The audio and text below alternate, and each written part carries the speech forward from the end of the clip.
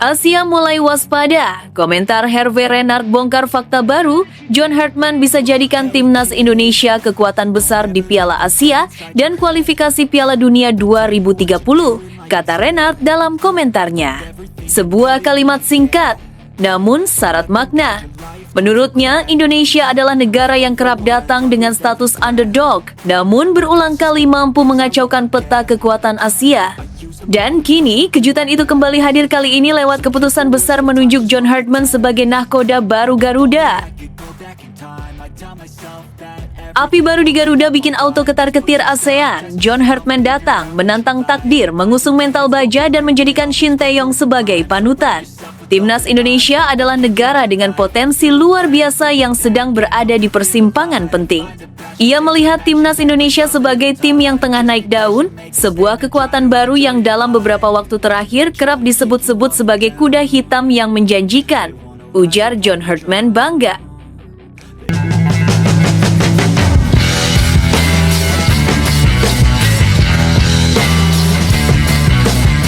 Sebelum kita lanjut ke berita terlengkapnya, alangkah mulianya bagi kalian untuk tekan tombol like dan yang belum subscribe, tolong subscribe channel ini.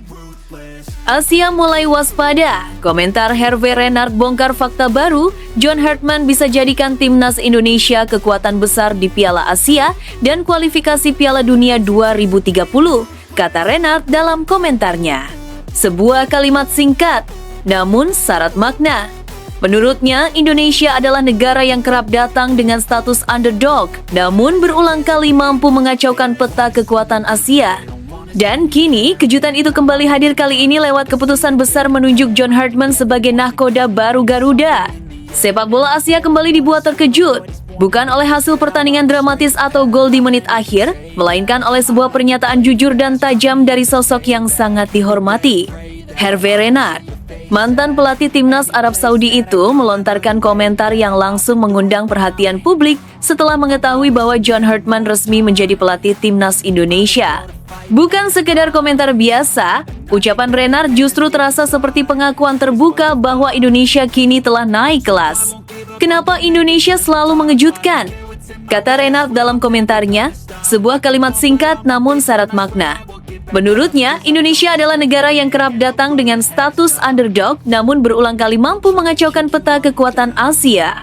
Dan kini, kejutan itu kembali hadir kali ini lewat keputusan besar menunjuk John Hartman sebagai nahkoda baru Garuda. Renard menilai langkah tersebut sebagai keputusan yang sangat cerdas dan berani. Sekarang kejutan itu ada lagi, dengan mengambil pelatih seperti John Hartman, timnas Indonesia akan menjadi sangat kuat, ujarnya. Ia bahkan menegaskan bahwa dampaknya tidak akan bersifat jangka pendek.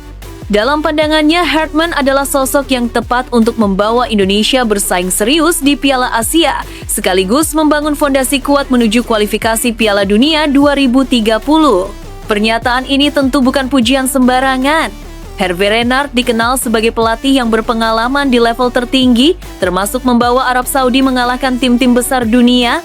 Karena itu, pengakuannya terhadap Indonesia memiliki bobot yang sangat besar. Namun Renard dengan cepat menegaskan bahwa dirinya berbicara secara objektif dan fair. Saya harus jujur dan adil. Indonesia berkembang sangat pesat, kata Renard. Ia melihat perkembangan itu bukan hanya dari hasil, tetapi dari cara bermain, mentalitas, dan keberanian Indonesia saat menghadapi lawan-lawan kuat. Menurutnya, Indonesia kini tampil dengan kepercayaan diri yang berbeda dibanding beberapa tahun lalu. Renard secara terbuka mengakui bahwa timnas Indonesia sudah mampu mengimbangi negara-negara kuat Asia. Bahkan, ia menyebut bahwa Indonesia telah melampaui batas tersebut dengan meraih kemenangan besar. Mereka mampu mengimbangi bahkan mengalahkan tim-tim seperti Arab Saudi dan Bahrain, ucapnya. Sebuah pernyataan yang terasa sangat jujur, mengingat Arab Saudi sendiri pernah menjadi korban kebangkitan Indonesia. Bagi Renard, kemenangan-kemenangan itu bukan kebetulan. Ia menilai Indonesia sedang berada dalam fase transformasi yang nyata. Ada perubahan mental, ada peningkatan kualitas individu pemain, dan ada keberanian untuk bermain terbuka melawan siapapun. Indonesia tidak lagi sekedar bertahan, tetapi berani menekan, berani menyerang, dan berani percaya pada kemampuan sendiri. Masuknya John Hartman, menurut Renard, adalah potongan puzzle yang sangat penting. Herdman dikenal sebagai pelatih yang mampu membangun tim dengan struktur yang jelas, disiplin tinggi, dan mental bertarung yang kuat.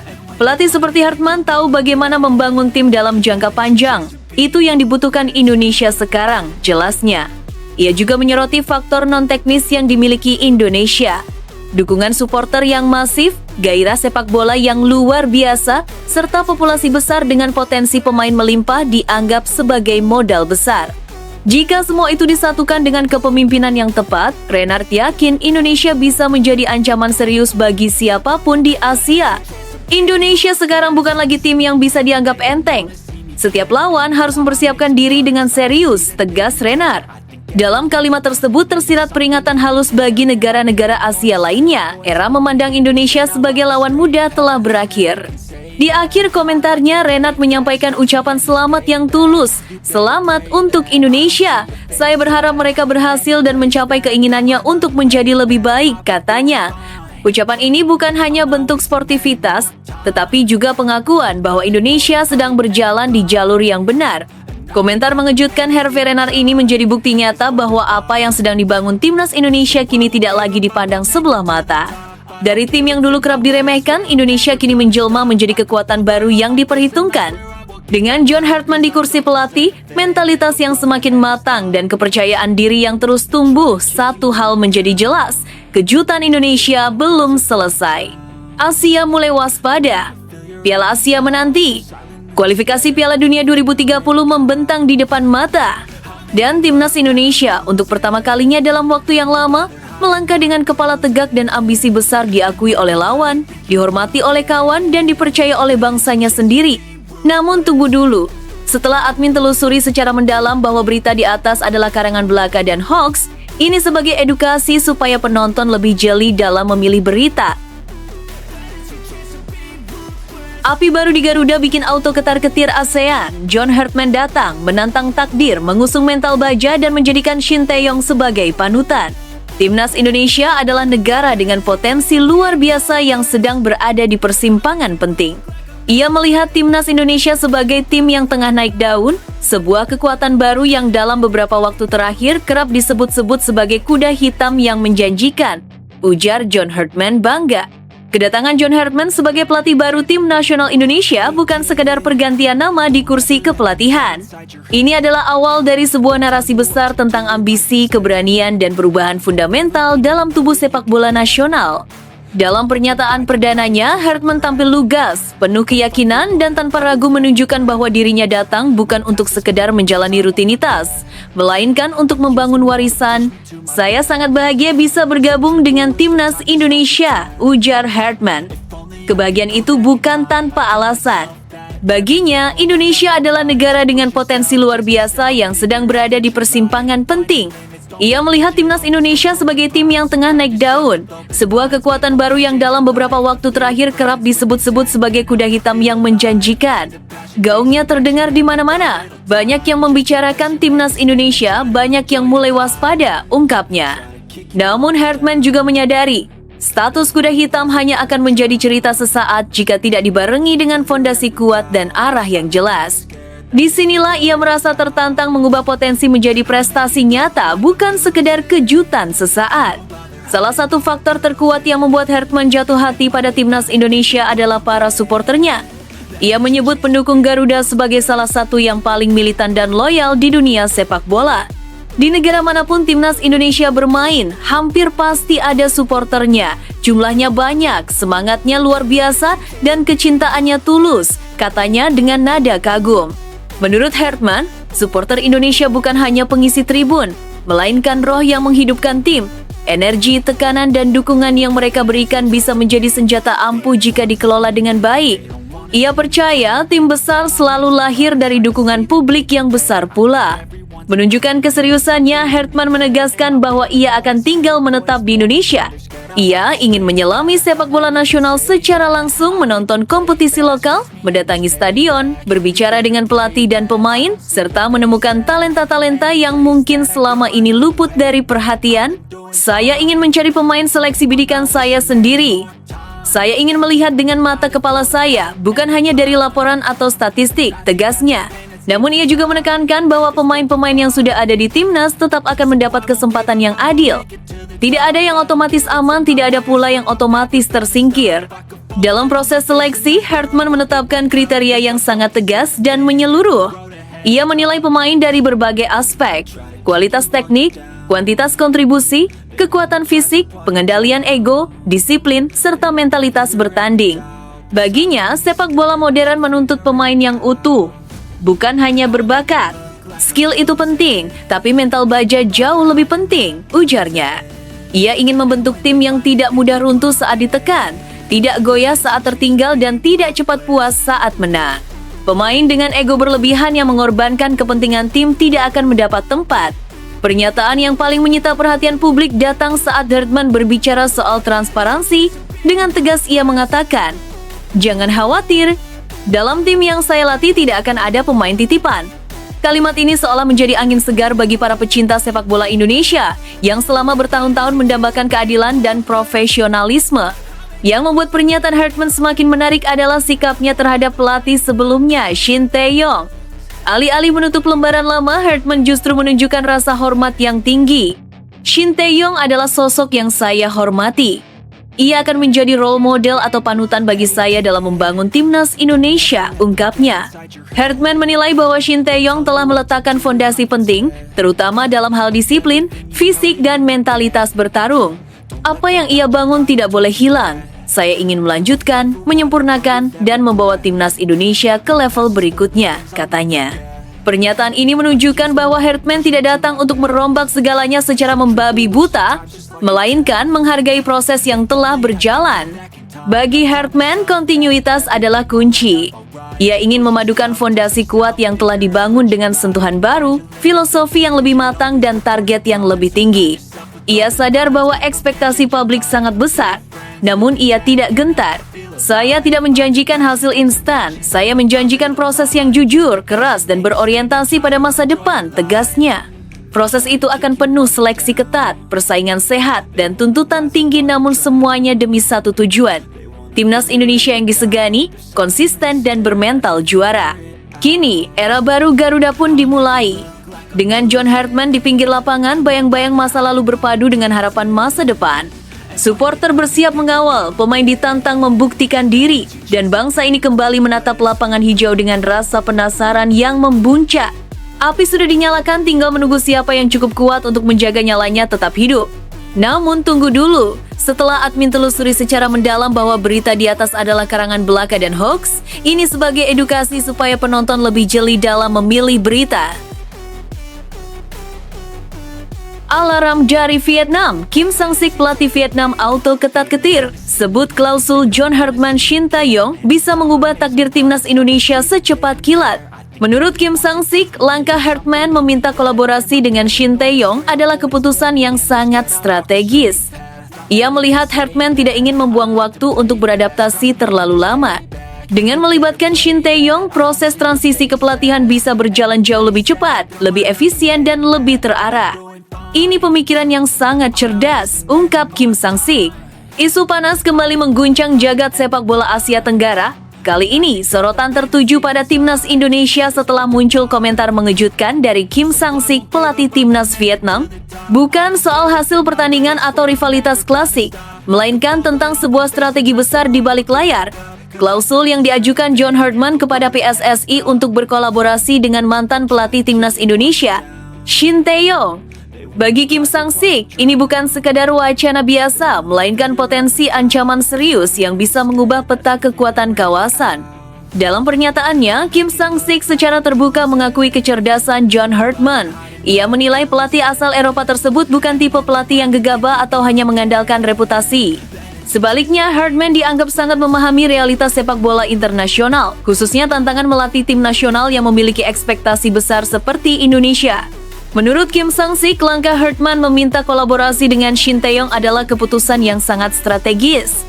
Ia melihat Hartman tidak ingin membuang waktu untuk beradaptasi terlalu lama. Dengan melibatkan Shin Tae-yong, proses transisi kepelatihan bisa berjalan jauh lebih cepat, lebih efisien, dan lebih terarah. Ini pemikiran yang sangat cerdas, ungkap Kim Sang-sik, seraya menegaskan bahwa langkah tersebut bisa berdampak besar dalam waktu singkat. Shin Tae-yong bukan sosok asing bagi sepak bola Indonesia. Ia telah membangun fondasi kuat selama masa kepemimpinannya, mulai dari peningkatan fisik pemain, disiplin latihan, hingga mental bertanding. Ia juga sangat memahami karakter pemain Indonesia mana yang bisa berkembang cepat, mana yang perlu pendekatan khusus, hingga bagaimana menghadapi tekanan besar dari publik dan media. Semua pengetahuan ini, menurut Kim Sang-sik, adalah aset luar biasa yang jika digabungkan dengan metode modern John Hartman, bisa menghasilkan kekuatan yang sangat-sangat berbahaya. Kim Sang-sik bahkan menyebut bahwa kolaborasi ini berpotensi menjadi kombinasi paling mematikan di Asia Tenggara saat ini. Ia membayangkan sebuah timnas Indonesia yang tidak hanya kuat secara fisik dan mental, tetapi juga matang secara taktik. John Hartman dikenal memiliki pendekatan sepak bola Eropa yang rapi, terstruktur, dan fleksibel. Beberapa pengamat menilai gaya bermain yang ia usung memiliki nuansa ala Pep Guardiola, mengandalkan penguasaan bola, pergerakan kolektif, serta kecerdasan membaca ruang. Jika filosofi modern tersebut dipadukan dengan gaya disiplin dan agresif ala Shin Tae-yong, Kim Sang-sik melihat Indonesia bisa melompat beberapa level sekaligus. Bukan lagi sekadar tim potensial, tetapi tim yang siap mendominasi. Dalam pandangannya, negara-negara pesaing seperti Vietnam, Thailand, dan Malaysia harus benar-benar waspada jika skenario ini terwujud. Lebih jauh, Kim Sang-sik menyoroti satu aspek penting yang sering luput dari perhatian, kesinambungan. Selama bertahun-tahun, timnas Indonesia kerap mengalami pergantian pelatih yang memutus arah pembangunan tim. Namun, kolaborasi Hartman dan Shin Tae-yong justru berpotensi menjaga kesinambungan tersebut. Sistem yang sudah dibangun tidak perlu dirombak total, melainkan disempurnakan dan dikembangkan.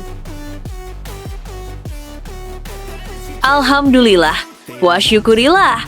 Shin Tae-yong buka suara dan bikin publik terkejut. Siap kolaborasi dengan John Hartman, timnas Indonesia diyakini melompat jauh di tahun 2026.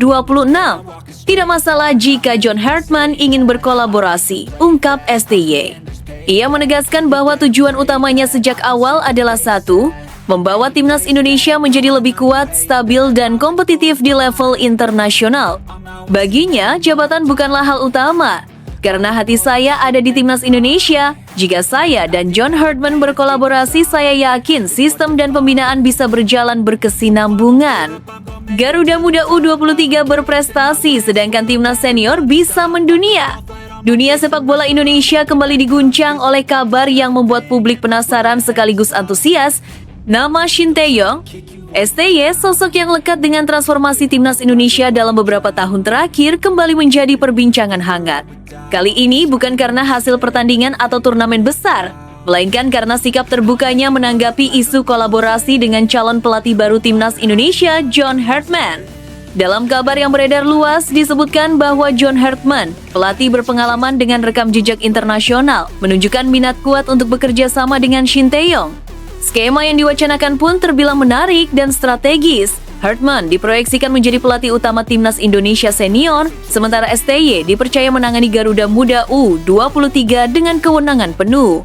Isu ini sontak memantik diskusi panjang di kalangan pencinta sepak bola tanah air. Menanggapi hal tersebut, Shin Tae-yong tidak menunjukkan sikap defensif atau keberatan.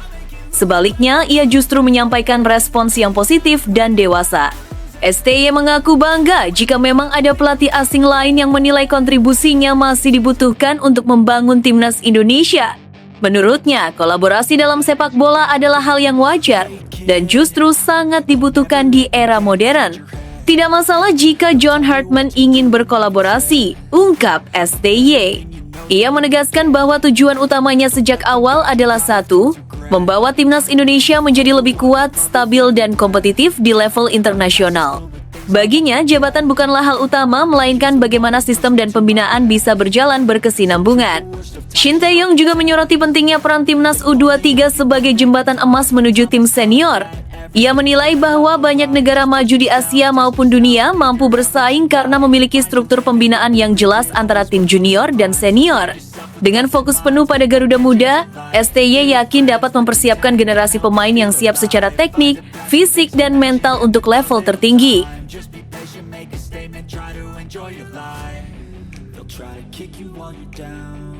Satu nama super top skor masih belum tergoyahkan di puncak daftar pencetak gol sementara, Super Erling Haaland. Striker Manchester City itu tampil luar biasa dengan koleksi 19 gol, unggul jauh dari para pesaing terdekatnya. Konsistensi Haaland menjadi senjata utama The Citizens untuk terus bersaing di jalur juara, sekaligus membuat lini pertahanan lawan kerap kerepotan setiap pekan. Di posisi kedua, Ivan Thiago dari Brentford mencuri perhatian lewat torehan 11 gol. Ketajamannya menjadikan ia motor serangan utama tim dan salah satu penyerang paling efektif musim ini. Sementara itu, Antoine Semenyo Bournemouth dan Hugo Ekitike sama-sama mengoleksi 8 gol dan terus menempel papan atas.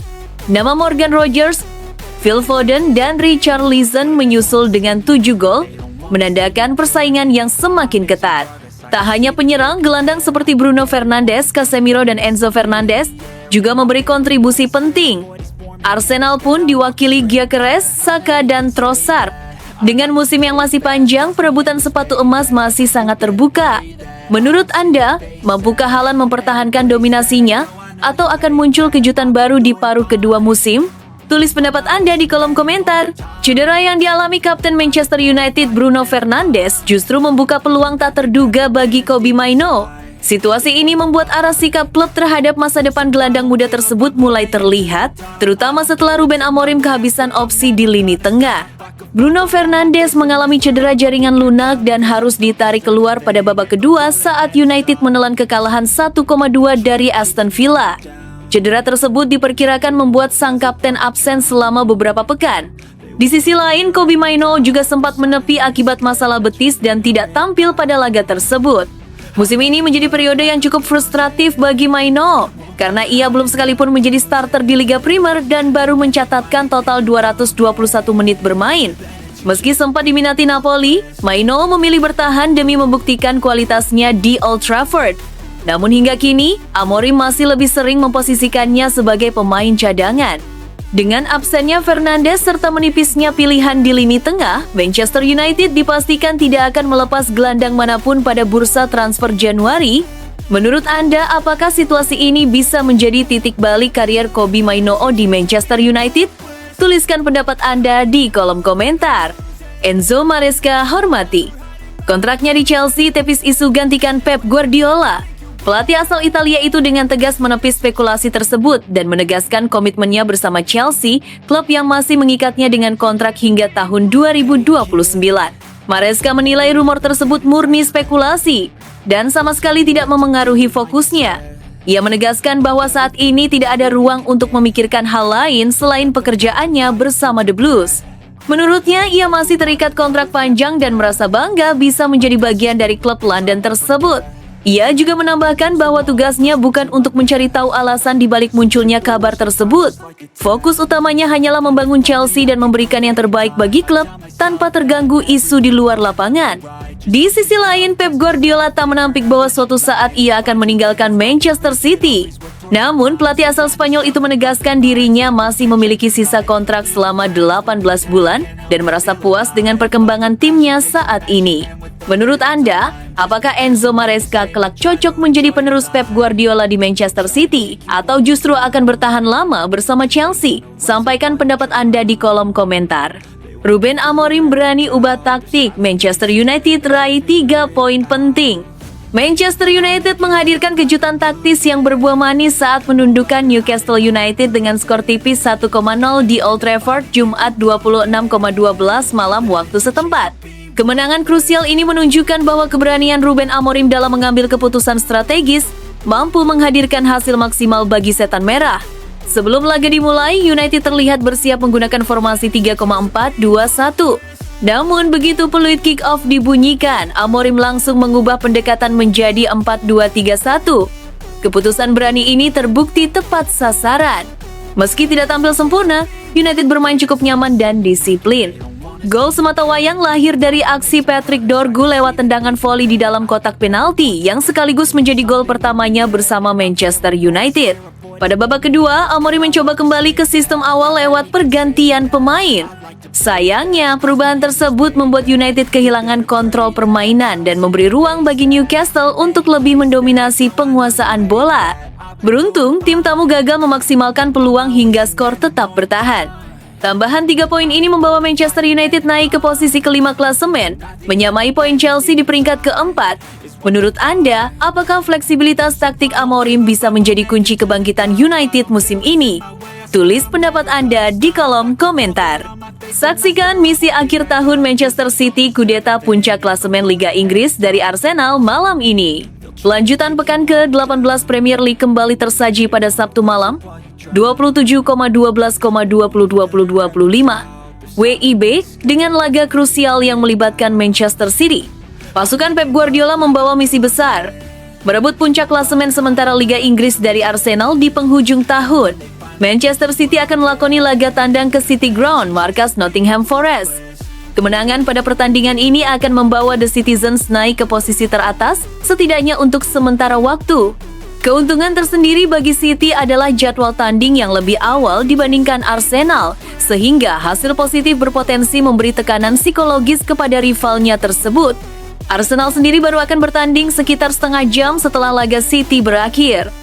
Tim asuhan Mikel Arteta dijadwalkan menjamu Brighton Hove Albion di Emirates Stadium. Laga yang diprediksi tidak mudah. Pada musim lalu, The Gunners 2 kali gagal meraih kemenangan saat menghadapi Brighton dan harus puas dengan hasil imbang. Apakah malam ini menjadi momentum Manchester City mengambil alih puncak klasemen? Bagikan prediksi dan pendapat Anda di kolom komentar. Bukan gelar juara, ini harapan terbesar Maresca untuk Chelsea di 2026. Enzo Maresca mengungkapkan harapan terbesarnya untuk Chelsea pada 2026, namun bukan soal ambisi meraih gelar juara. Pelatih asal Italia tersebut memilih bersikap realistis, meski The Blues baru saja melalui tahun yang sangat positif. Tahun 2025 menjadi periode terbaik Chelsea sejak berada di bawah kepemilikan konsorsium Blueco. Pada tahun tersebut, Chelsea sukses bangkit dari keterpurukan dan menorehkan prestasi membanggakan di level internasional dengan meraih 2 trofi, yakni UEFA Conference League 2024-2025 dan Piala Dunia Klub 2025. Keberhasilan ini tak lepas dari peran besar Maresca yang mampu memaksimalkan potensi pemain muda Chelsea serta menanamkan mental juara dalam tim. Tak hanya sukses di turnamen internasional, Maresca juga membawa Chelsea kembali ke Liga Champions setelah finish di 4 besar klasemen Liga Inggris 2024-2025. Seiring meningkatnya pengalaman dan perkembangan para pemain, banyak pihak menilai Chelsea berpeluang melangkah lebih jauh di masa depan. Menjelang pergantian tahun menuju 2026, Maresca pun membeberkan harapan besarnya bagi timnya. Menurut Anda, apa target paling realistis bagi Chelsea di bawah Maresca pada 2026? Sampaikan pandangan Anda di kolom komentar. Arsenal versus Brighton. Arteta bagikan kabar positif soal kondisi Kai Havertz.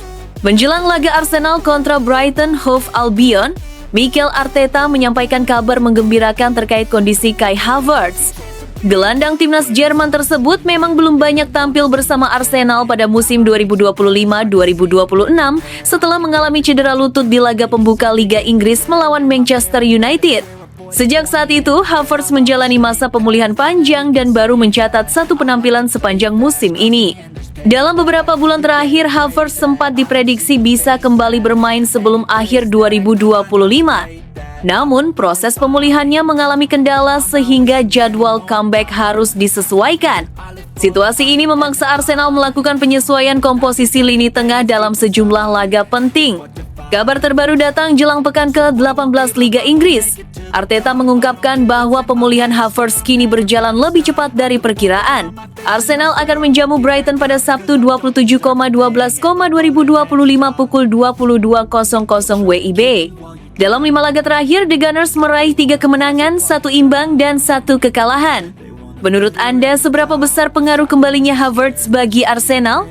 Sampaikan pendapat Anda di kolom komentar. Liverpool mulai menang, tetapi tekanan pemecatan terhadap Arne Slot belum hilang. Meski Liverpool mulai kembali ke jalur kemenangan, tekanan terhadap pelatih Arne Slot disebut belum sepenuhnya mereda. Pengamat Liverpool, David Lynch, menilai hasil positif The Reds masih sangat dipengaruhi faktor keberuntungan yang sewaktu-waktu bisa berubah arah. Kemenangan 2,1 atas Tottenham Hotspur di London memang memberi 3 poin penting, namun performa Liverpool dinilai belum meyakinkan, terutama karena Spurs justru tampak lebih berbahaya meski bermain dengan 10, bahkan 9 pemain. Dalam beberapa pekan terakhir, Liverpool cenderung bermain lebih defensif, tetapi pendekatan ini berdampak pada menurunnya ketajaman serangan. Kalahkan Liverpool kini mencapai 6 laga, Lynch menegaskan bahwa tolok ukur utama tetap hasil akhir, terutama dalam perburuan 4 besar. Di tengah performa tim yang belum stabil, Florian Wirtz menjadi sorotan positif.